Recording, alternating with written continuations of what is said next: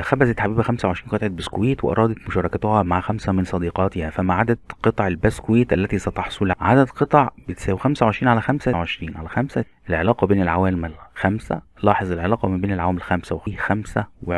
قطف عادل 45 تفاحة ثم وزعها على سلال بالتساوي، وحين انتهى من التوزيع أصبح لديه 9 سلال، فما عدد التفاح في كل سلة؟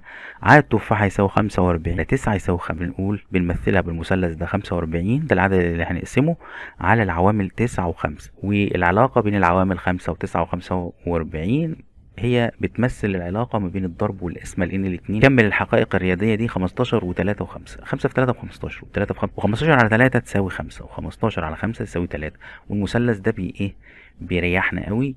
نحط ال15 فوق والعوامل تحت.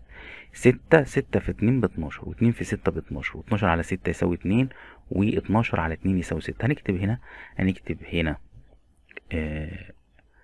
هنكتب هنا 12 فوق، وهنا 2، وهنا 6، يبقى 12 و2 و6. طيب الاتنين في 4 ب8 و2 في 8، 2 في 4 ب8 و4 في 2 ب8، وكام على 4 يساوي 2؟ 8 على 4 يساوي 2، و8 على 2 يساوي 4، وهنكتب هنا 8 وهنا 2 وهنا 4.